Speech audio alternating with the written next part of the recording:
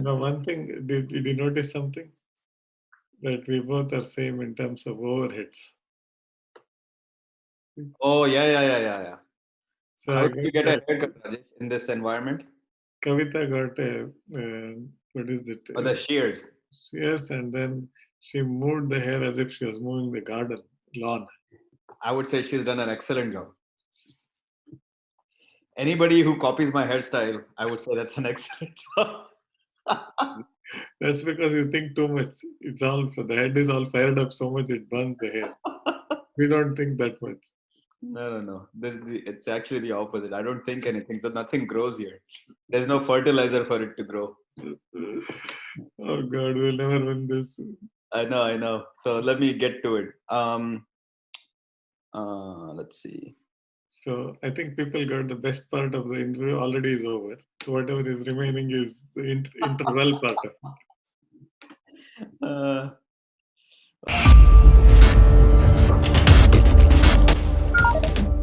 Welcome to the Career Nation Show, where you learn the strategies and tools to own and drive your career. Find out more at careertiger.com. Hey, welcome back to the Career Nation Show. Today, we have a repeat guest.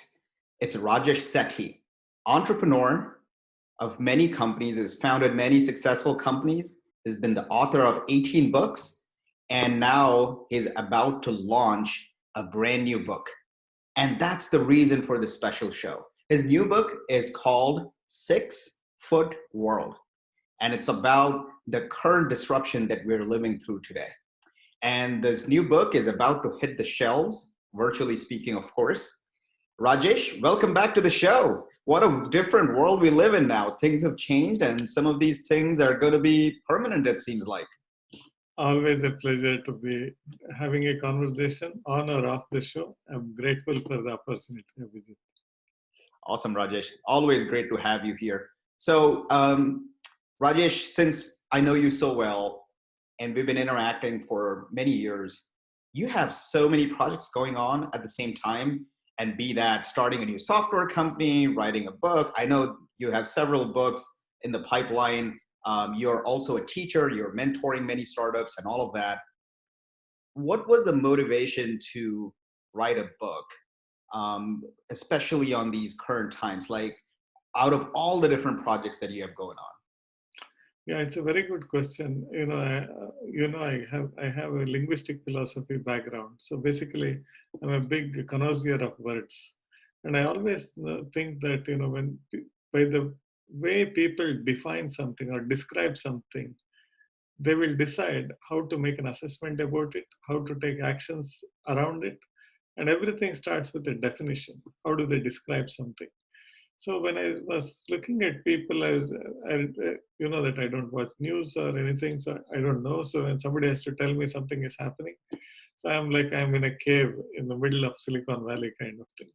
So when people started describing my friends, this is like a recession. This no, this is like a depression. This is like Spanish flu. This is that. This is this.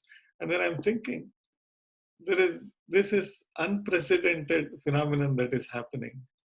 Trying to describe it with existing vocabulary will be a gross disservice to the phenomenon itself. Basically, however you try to describe it with existing words, you will go wrong because you know what the existing word means.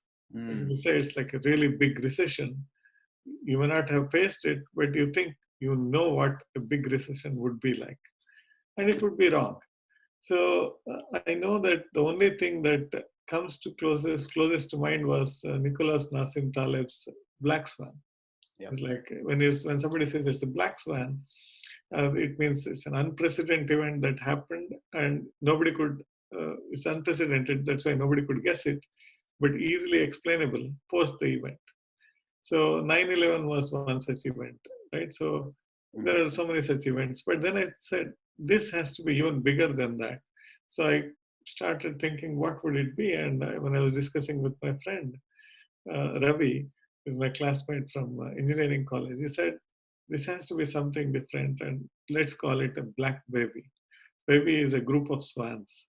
So what it means is that imagine 100 black swan events happening across the world all at once. What will be the magnitude of it? It's that kind of magnitude we are facing. And that's the first question I had, like, how do I describe it? Because once I describe it right, then everything else people will say, oh, what it means becomes different. If they know what it really means, what actions they will take will be different, what skills they will develop will be different, everything will be different. But the journey has to start with a definition. And from then, once I start writing, I cannot stop. So then it became a book. You're right. And we may need to look at maybe a new definition to describe what's going on right now, because it's disrupting so many things along with it. It's a health crisis, it's an economic crisis, and many other things rolled into one. Rajesh, and you also, from start to finish, this book took very little time. Tell us a bit about that, because to me, think of me as like the Prius driver, right? And when I see NASCAR drivers, I'm like, wow, how do they do this? And when I see you completing a book in weeks, and right from the idea to publication, it definitely boggles my mind. Tell us the backstory of how you went about sort of writing this book. Yeah, usually I have a framework called continuous progressive feedback, which has worked for me for businesses, projects, some hobbies, or books or anything. I use the same thing. I'm like a man with a hammer. Everything I'll convert it into a nail and say, see, I have the hammer. I have the biggest tool in the world. If you don't have a problem which is related to nail, I'll somehow manufacture one and say, I have the hammer to solve it, like that. So with this tool, what happens is you get an idea at an incubation stage. I can talk to somebody like you or somebody, what do you think of this? And then I start writing the book. Take about 15, 20 people in the group. And then I say, I'll create 5 waves. So which means that, let's say it was 15 people. I will send a very early draft to 3 people. I'll say, this is what I'm thinking. It's so raw. People will say, what about that? What about this? You're not thought about it. You should do that. And then I'll take the inputs. And then I start thinking. And when do I think? I follow this 2 think list. I have think lists. So every day I finish my yoga meditation and I start thinking about it. And because I got feedback, I will be processing it. And then it'll come to the next round. And things I have been continuously thinking and writing. I'll send the next draft to the 3 more people, not the first 3 people. So now there is a new input. The baseline for the second group is higher than the baseline for the first group because I've incorporated feedback from the first group. I do this 5 times. And by the time the first group gets the manuscript back, they will think something happened. It was like they saw an amoeba and it has become like a whale kind of thing. What is happening? And if I do this 2 more times, the aha moment will be higher and higher. But they also get to comment on things that are so much more different from earlier. And there's a sea of support that I will get. It's everything that I do is like I have an army of people who are friends, well-wishers, people like you and everything. I always ask them very little from them. The incremental cost for everyone is very small, but the collective help I will get will be like unbelievably high. So that's how I do it. Well, that's incredible, Rajesh. And part of the reason is also over the years, you've helped so many people. And this is the least anybody could do for you. And so it kind of all compounds back to you in spades. It's a very interesting professional networking concept. I love it. Doing this in waves and actually creating a better product over a period of time. Rajesh, I want to go back to the book. And I will tell you one more thing. The concept called BBB, building blocks. And this is the underlying framework, like you told in a very brief version. You would have helped a lot of people. So it's all about building blocks without worrying about when something will come out of it. Steve Jobs said, the dots will connect in the future, but Yep. only if the dots you're putting now are valuable enough. Otherwise, there will be no dots to connect in the future. You have to first create those dots to connect in the future. The building block is like putting in the dot that will connect in the future. So easiest way to think about it is that there's a reason you should help people. One is that's where the joy comes, right? That's the first one, and it should never be in expense of helping yourself, because otherwise you won't be there to help other people. So you have to help yourself and help other people. But if you start helping people with your core strength, the Mm, incremental cost of helping other people is very, very low. that is That true. means you can help people at scale. So then, which means you're manufacturing, like you are like a dot factory that will connect in the future. Like you'll have so many dots that you'll have an oversupply of dots to make something happen in the future. I'm sure I'm going to be using this concept somewhere in the future. I don't know where yet. I love that BBB, um, building blocks. Yes. I do want to talk a little bit about sort of the core idea of the book, which is, this is not about changing the rules of the game. So when we enter this pandemic, the rules have not changed, but the game itself has changed, which is a much more profound shift. It's we're in Silicon Valley. We talk about paradigm shifts all the time.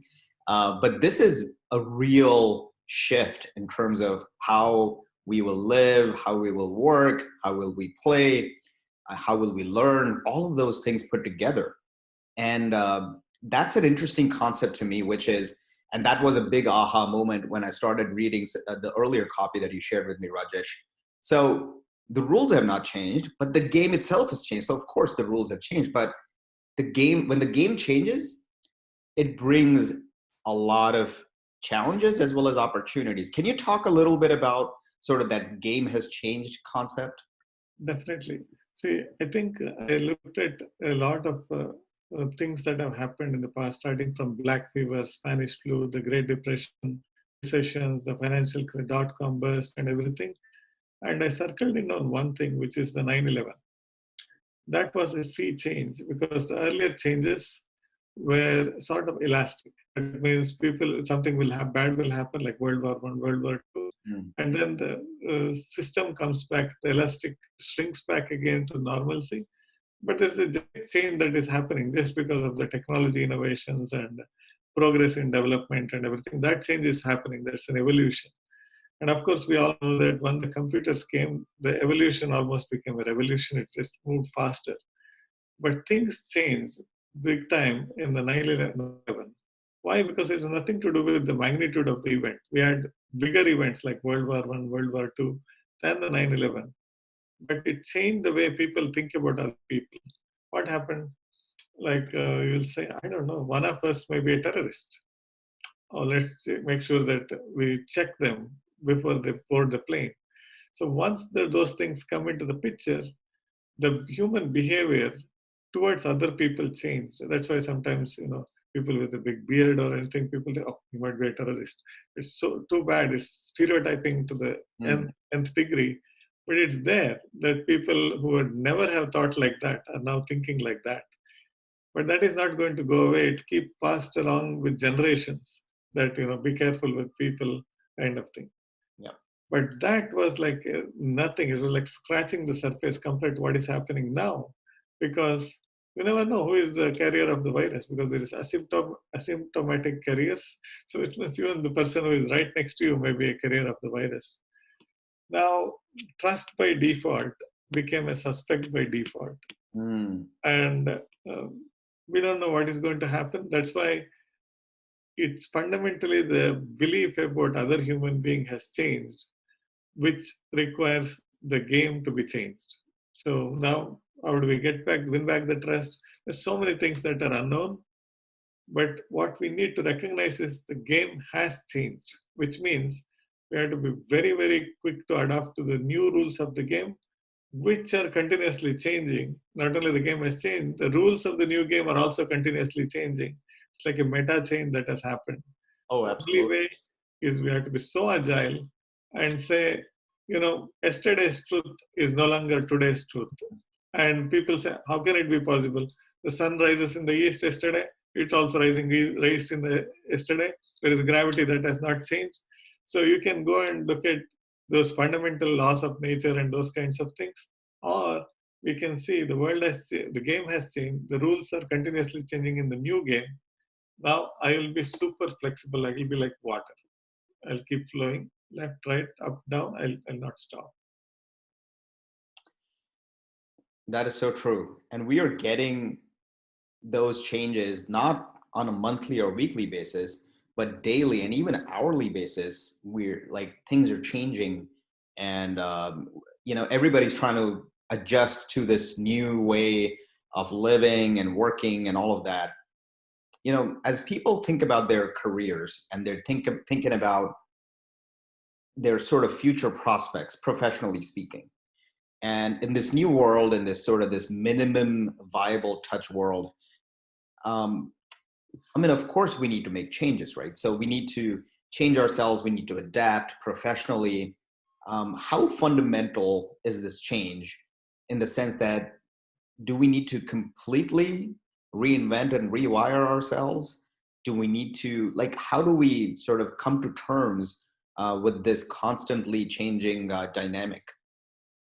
See, one is, if you are in the flow with almost, imagine like this: somebody got dropped on this planet just right now, and then the rules have changed, the game has changed, but the person has no idea that the rules were different, the game was different before. Mm. How they will approach it is how we have to approach. We have to start with a beginner's mind. So basically, all the things that I knew, many of them were only perceptions, they were not reality, right? So all the things that I knew, if I reset it, then I'll not get frustrated, because the problem of now is that things have changed, I don't like it. But the way we can look at it is things have changed, mood of wonder. What is it now? So suddenly you are less frustrated, because I always say that there is no upside for getting upset, but there is a definite downside for it, a lot of it. How much you are upset is that much capacity is lost in taking advantage of what is available to you. So I believe that not only we have to completely reinvent, we have to continuously reinvent after completely reinventing ourselves. So it's until it reaches the next stable plateau, which may be several years from now.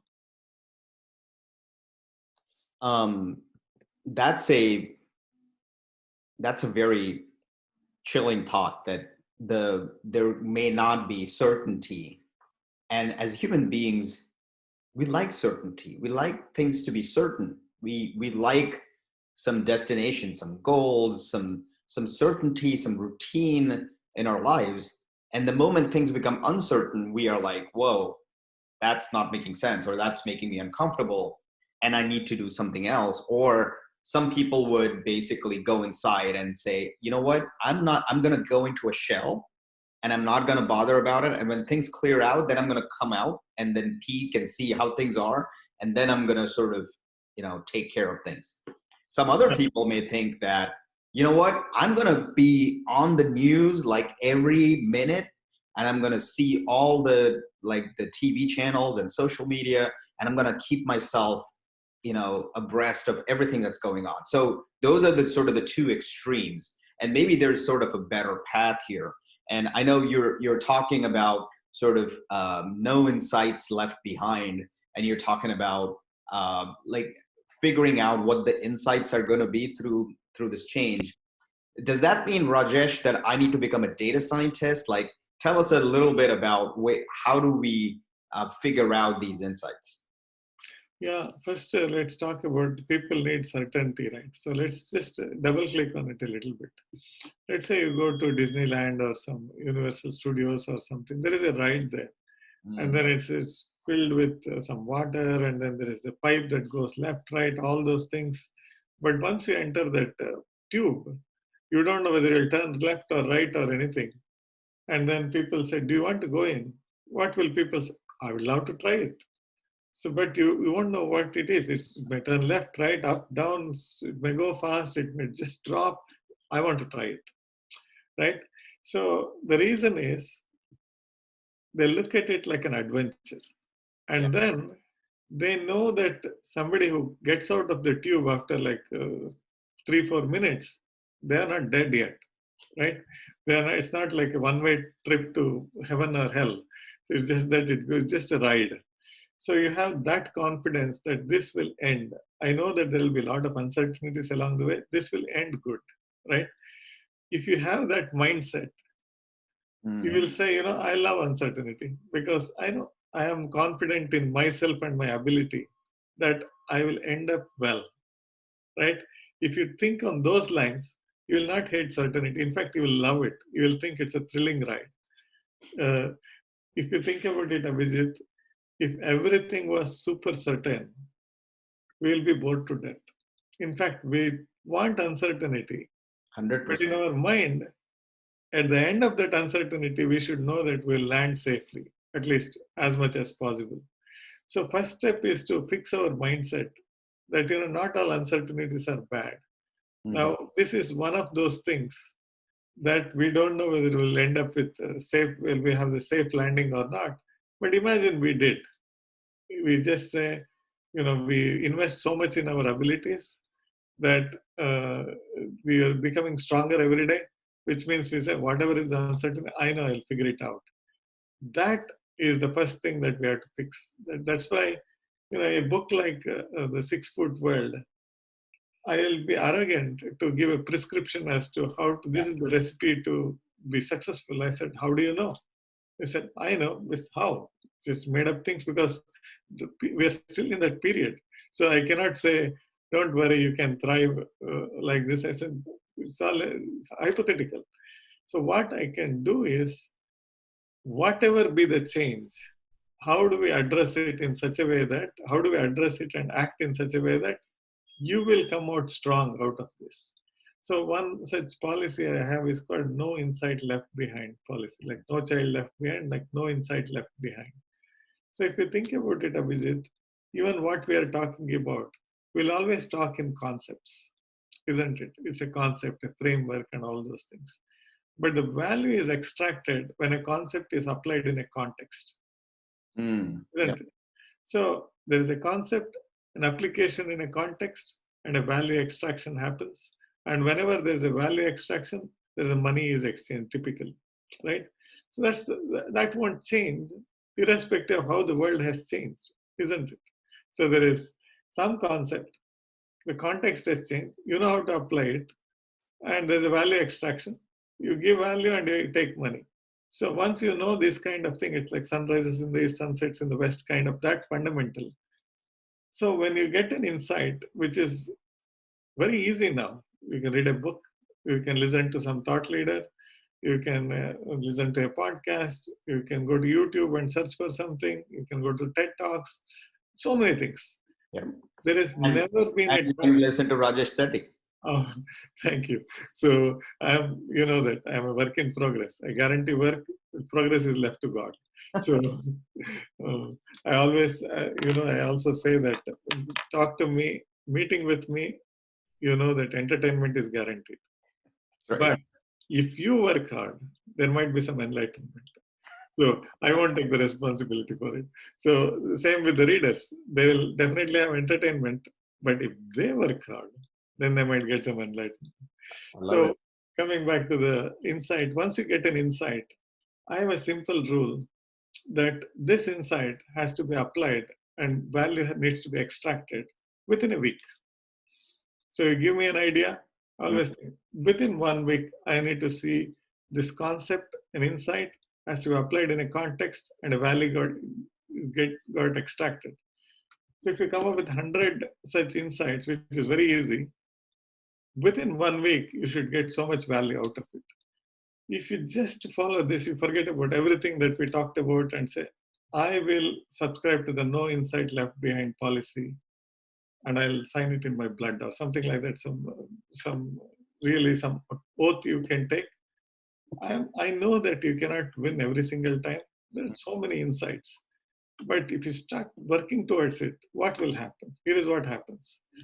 First thing is, you get an insight, you start thinking about how to convert that insight into implementation.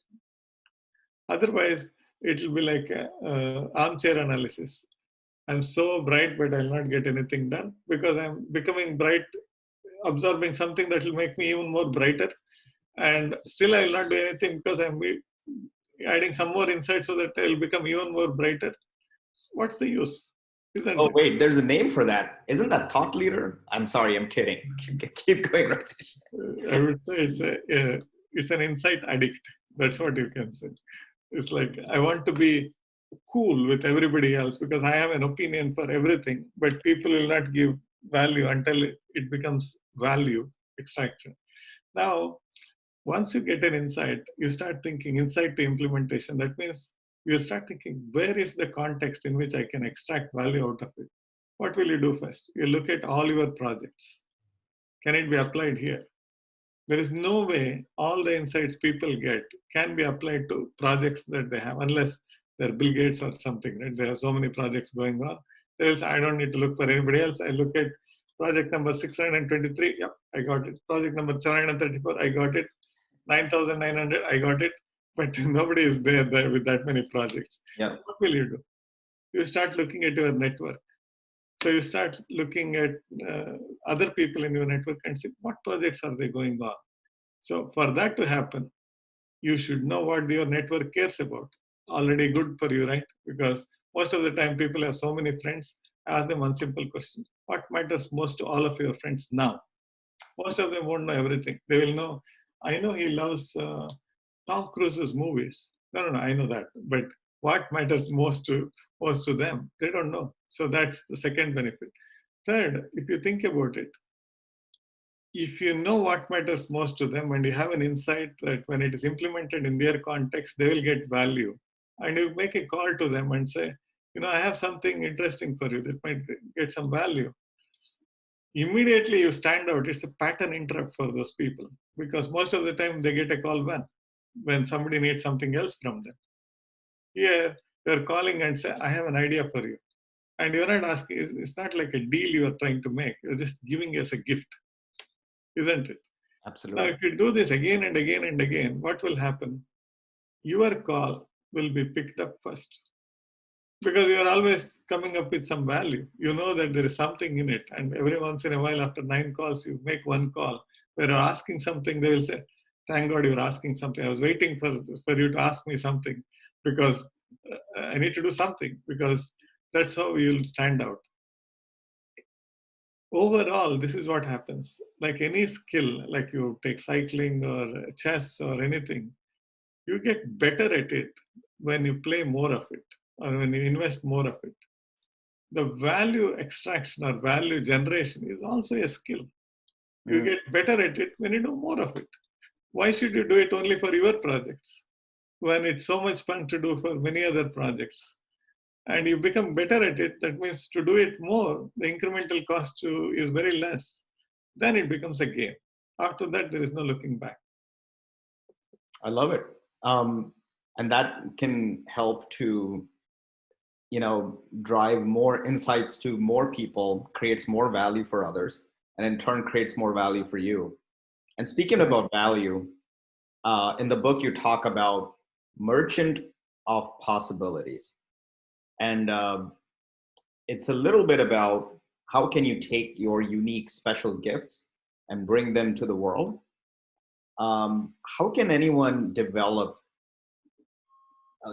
themselves to be a merchant of possibilities? Is that like, do I need to do some self-awareness exercise? Like, how do I know? How can I create possibilities for others, I guess, based on my knowledge, my skills? Yes, first of all, you said it right. There has to be an awareness of what you are really, really, really good at. That's like the baseline. Most of them, you will just laugh at it when I say that most people don't know what they're really good at. Why? Because the core strength is invisible to them because it's so easy for them. They'll say, this I think everybody can do. No problem. But it is not true. The easiest way is they should find out why do people come to them for help when the stakes are high, right? I always say that if Absolutely. they come to you for help to say, can you drop me at the airport? The stakes are not very high. They could have taken an Uber or Lyft or something. But if they come to you and say, like people come to you for help to say, how should I shape my career coming in the near future and in the long future? Now, the stakes are very high for that because if you give wrong help, Mm. you will derail their future, isn't it? They know that based on all your work, you will give them sound advice. And that's why they come, even when the stakes are high, isn't it? Now you know that is your strength. Why? Because it's also verified and validated by the marketplace where people are coming to you with requests of help in that space. Mm-hmm.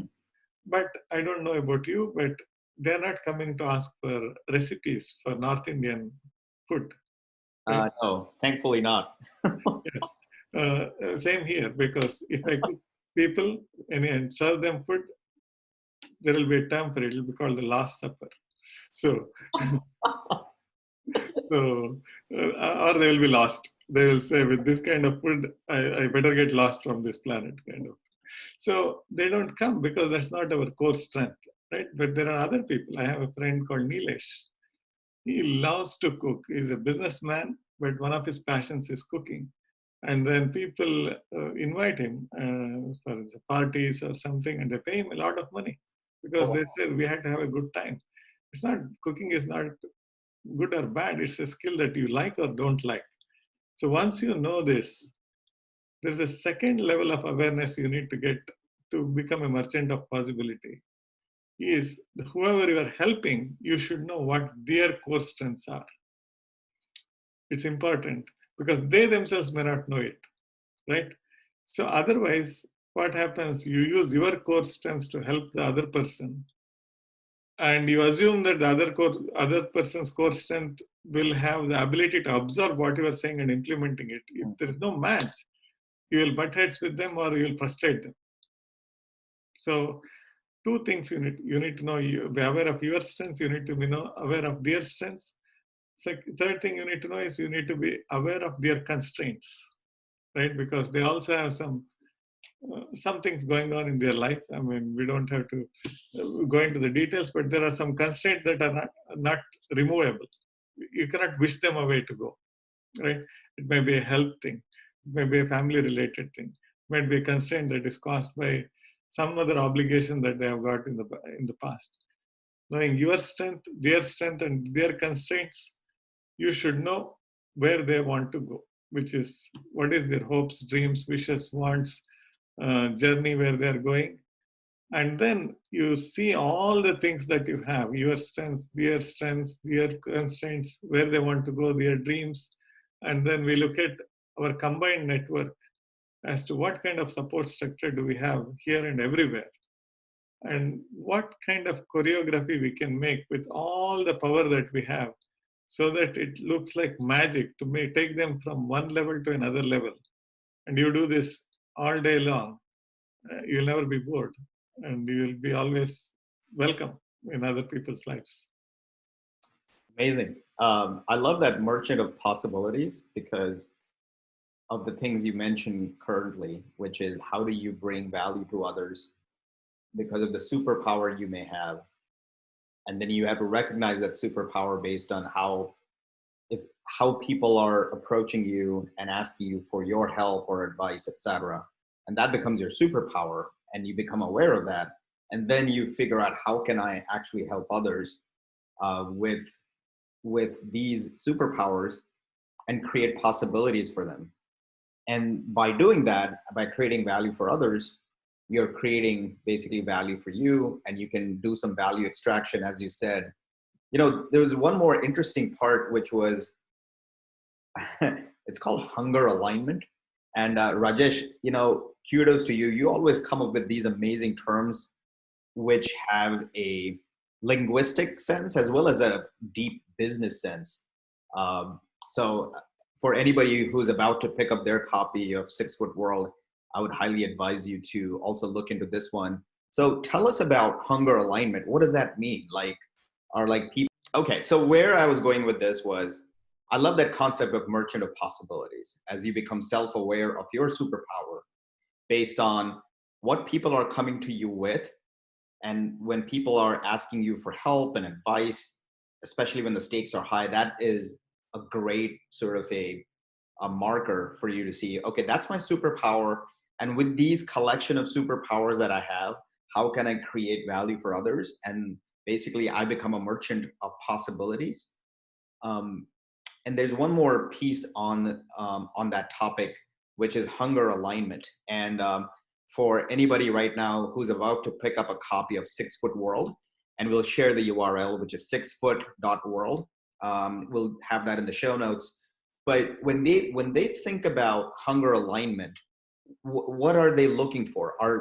Give us a little bit more, because Rajesh, you have this amazing knack of coming up with terminology that is uniquely linguistically so clear. At the same time, it has a lot of business value.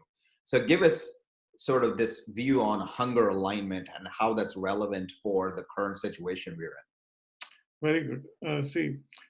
First of all, why I come up with these terms is because of what I said earlier. Because when you define something, you create a new term or those kinds of things. Just like I said, to-do list, to-think list.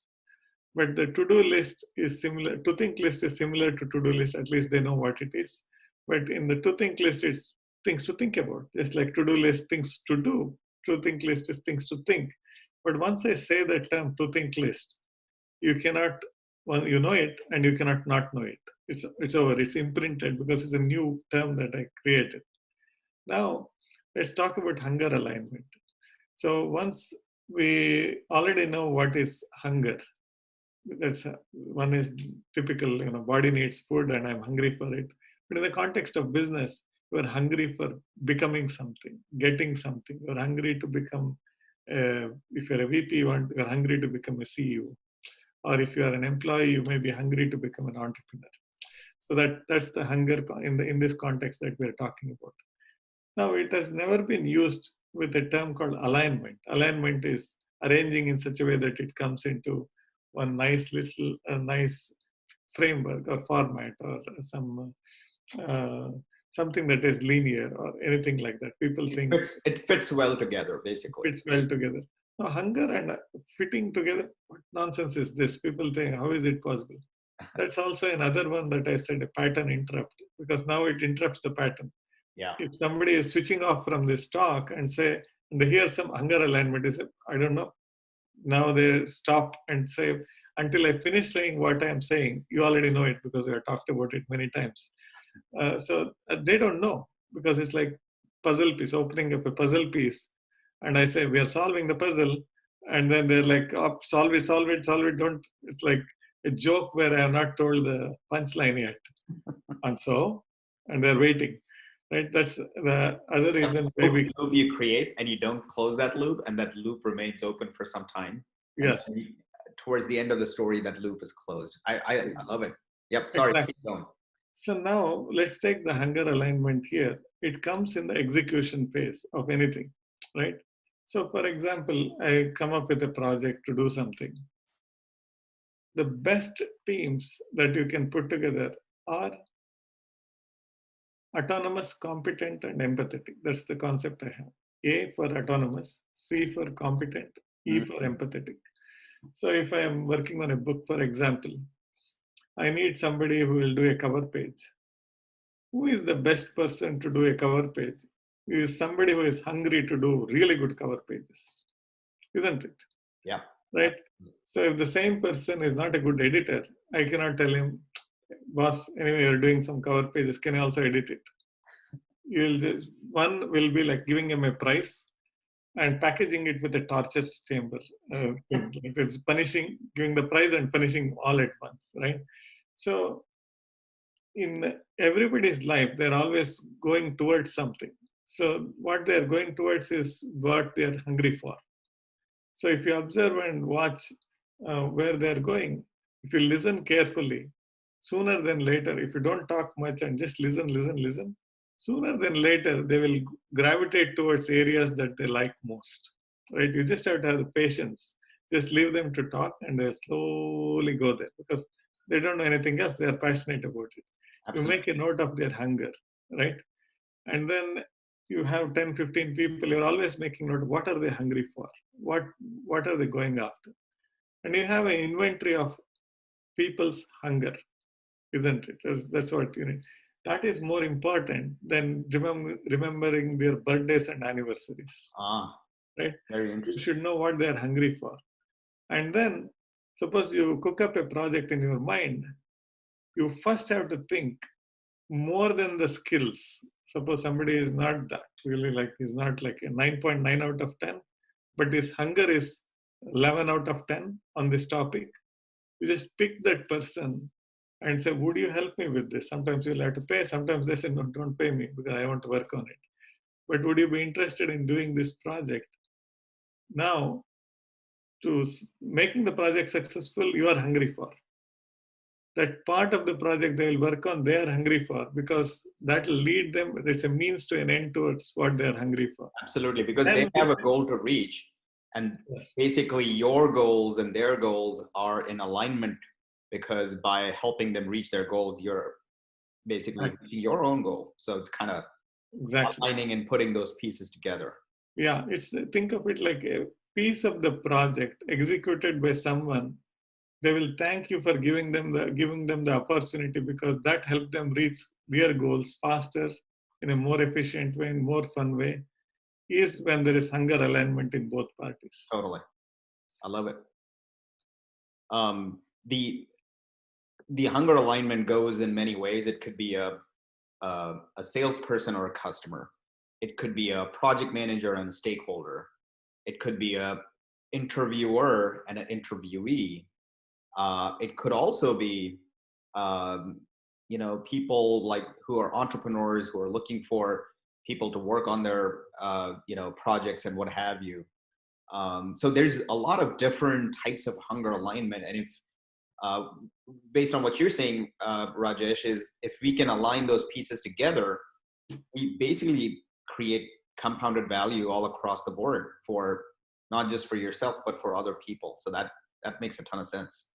Just think about it, Abhijit, that there is a fundamental transaction that is going on in all people's life. It is to give good help and receive good help, isn't it?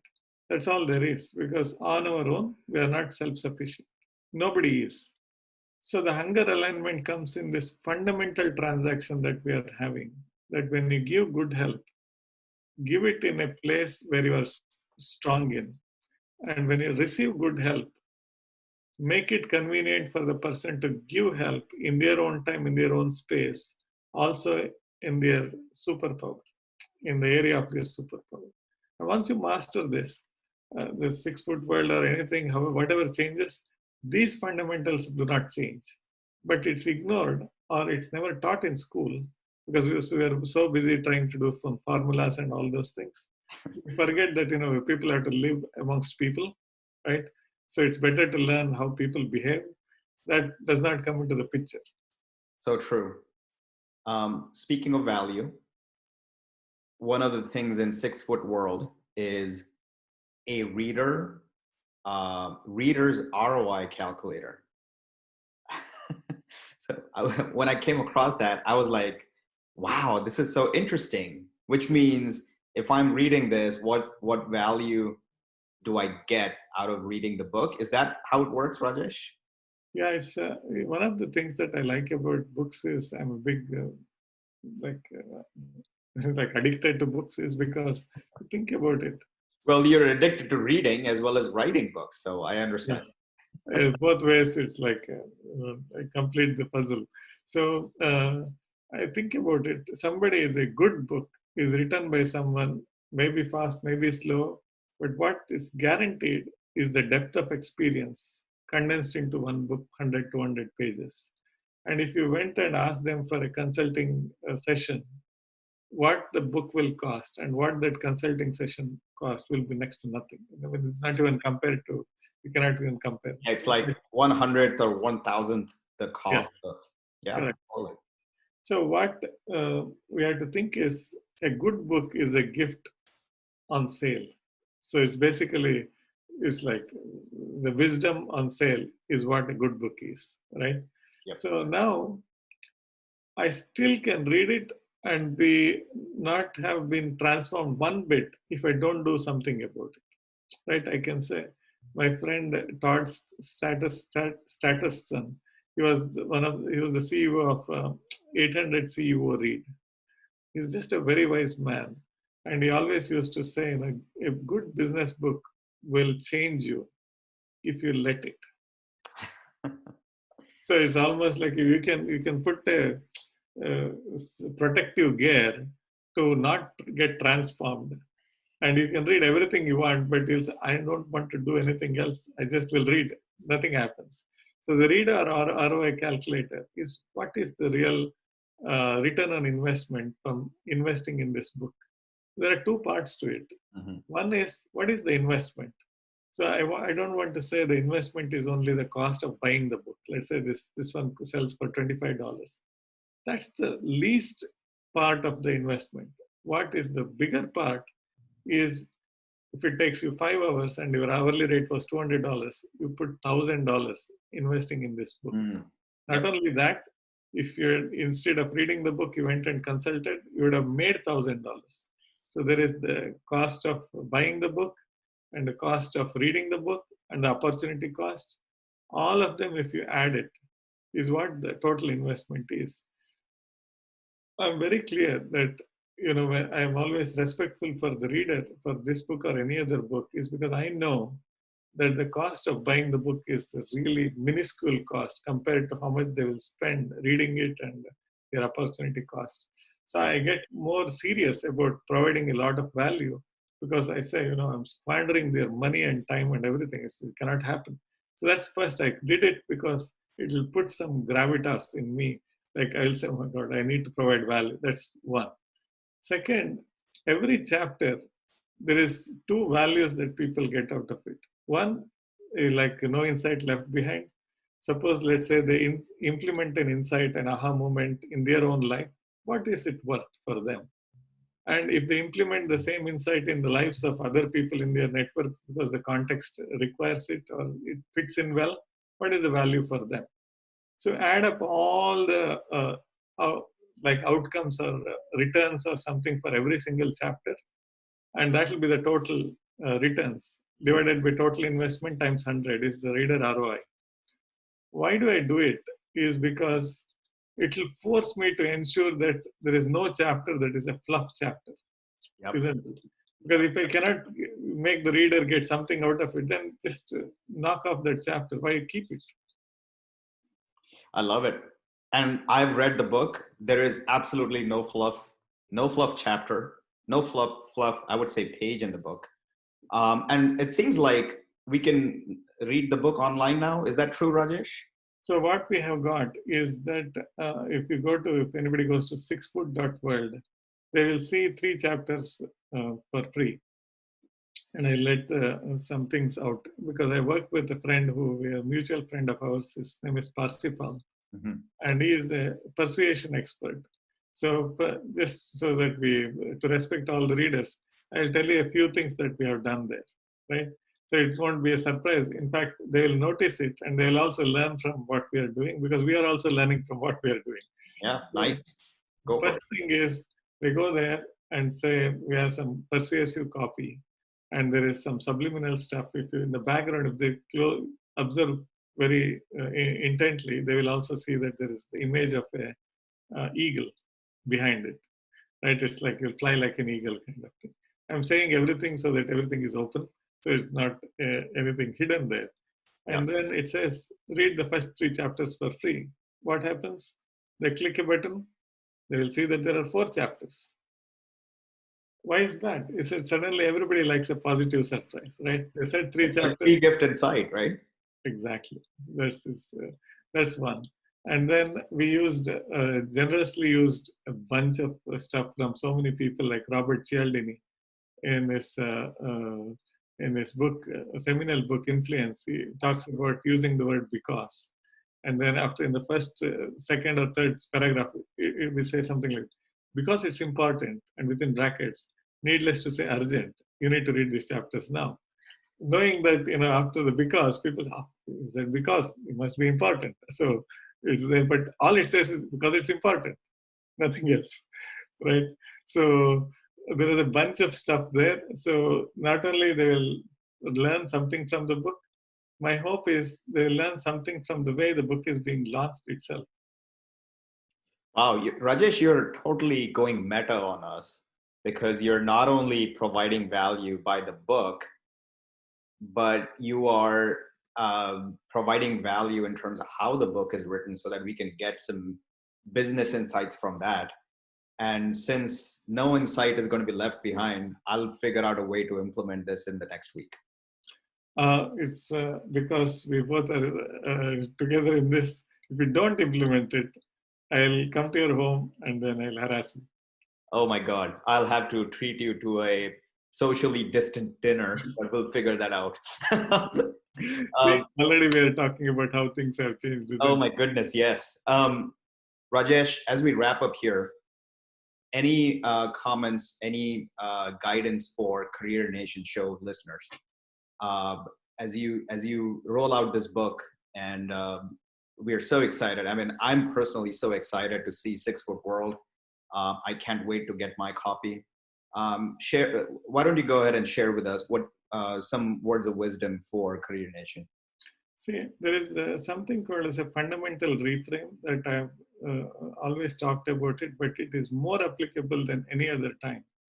The fundamental reframe goes like this, that if you take a circle, imagine a circle, and there are 2 parts to it. It's divided into 2 parts. The first part is called WNH, which is who need help, people who need help. It's on one part. And the second part is WGH, which is who can give help. Those are only 2 parts. In life, you will get this person or that person. Not all the time. Sometimes the person who gives help also needs help in some context, right? Otherwise, they'll be like gods. Like we are all human beings here. So assume that in general, this is the 2 parts. Mm-hmm. Now imagine what happens when a crisis like this occurs. Suddenly, the part that is who can give help shrinks to a very small sliver of it, because a lot of people will need help. Most of them will need help to just process what is happening, just to acknowledge everything they need help.